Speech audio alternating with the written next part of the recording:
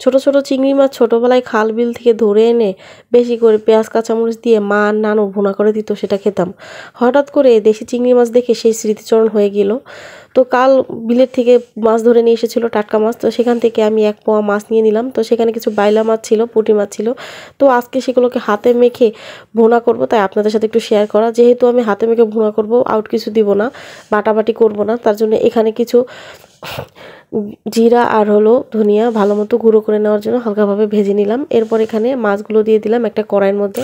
এইখানে নিয়ে নিয়েছি পেঁয়াজের পাতা, পেঁয়াজ কুচি, রসুন কুচি আর কাঁচামরিচ কুচি। আর পেঁয়াজের পাতাটা দিলে এই সিজনে খুব বেশি মজা লাগে, এই জন্য আমি পেঁয়াজের পাতা দিয়েছি। এটা কিন্তু পেঁয়াজের কালি না, ডাইরেক্ট পেঁয়াজ পাতা। রসুনটাও অল্প পরিমাণ দিয়েছি আর কাঁচামরিচটা একটু বেশি দিয়েছি। ঝাল ঝাল হলে এই তরকারিটা খুবই বেশি মজা লাগে। আর আপনারা কেউ কীভাবে রান্না করেন কিনা অবশ্যই কমেন্ট করে জানাবেন। আর ভাই, বড়লোকি ব্যাপার স্যাপার আলাদা, অনেকে আবার নানা ধরনের কমেন্ট করেন। সেদিন একজন দেখলাম কমেন্ট করছেন, আপু আপনি এভাবে রান্না করেন মজা হয় কিনা? আপু একদিন বাসায় রান্না করে দেখবেন, কি যে মজা হয়। রান্না না করলে কীভাবে বুঝবেন? যাই হোক, এখন দিয়ে দিলাম হলুদের গুঁড়া, স্বাদ মতো লবণ। হলুদের গুঁড়োটা আর লবণটা আসলে মাছের পরিমাণ দেখে দিতে হবে। তো এখানে দিয়ে দিয়েছি একটা টমেটো ছোট ছোট করে কুচি করে। তারপরে দিয়ে দিব পরিমাণ মতো তেল। তো তেলটা দেওয়ার পর এটাকে সুন্দরভাবে হাত দিয়ে ভালো মতো মেখে নিতে হবে।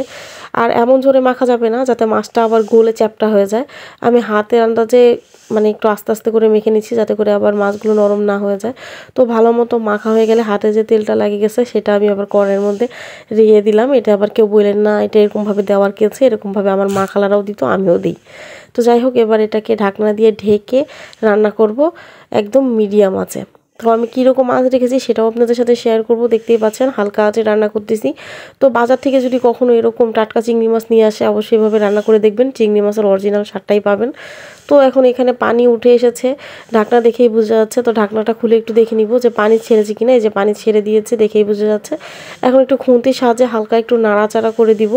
এই যে সুন্দরভাবে নাড়াচাড়া করে দেওয়ার পর এটা মিলে যাচ্ছে আর পানিটা টেনে তেলগুলো বেরিয়ে এসেছে। এখন এখানে দিয়ে দেবো সামান্য পরিমাণ পানি, কারণ এখানে পুঁটি মাছ আছে, আরও মাছ আছে, এগুলো যেন ভালো মতো সেদ্ধ হয়ে যায়, এই জন্য একটু পানি দিয়ে দেবো। আমি এখানে সামান্য পানি দিয়ে দিয়েছি, দেখুন আপনারা পরিমাণটা দেখলেই বুঝবেন, যাতে মাছগুলো হালকা হালকা ডুবে ডুবে থাকে এরকম পানি। এতে টমেটোগুলোও নরম হয়ে যাবে। তো আবারও আমি ঢেকে দিচ্ছি। তো 10 মিনিটের মতো এরকম ঢেকে রান্না করার পরে এই যে এখন দেখুন কীরকম পানিগুলো ফুটতেছে। তো এর উপর দিয়ে ধনিয়া পাতাও দেওয়া যায়, তবে আমি ধনিয়া পাতাটা দিলাম না, তার কারণ আমার কাছে মনে হয় ধনিয়া পাতা দিলে চিংড়ি মাছের স্বাদটা একটু অন্যরকম হয়ে যাবে। তো দেখুন এখন আমার রান্না শেষ। রান্নার কালারটা কি সুন্দর এসেছে, আর এটা গরম ভাতের সাথে খুব বেশি মজা লাগে। যদি কখনো এইভাবে চিংড়ি মাছ নিয়ে আসেন বা চাষের চিংড়িও যদি হয় এইভাবে রান্না করে দেখবেন, খেতে খুব সুন্দর লাগে। আর শীতকালে তো এই রেসিপির তুলনাই নেই। তো পেজে যদি নতুন হয়ে থাকেন অবশ্যই পেজে একটি ফলো দিয়ে পাশে থাকবেন। ধন্যবাদ সবাইকে, আসসালামু আলাইকুম।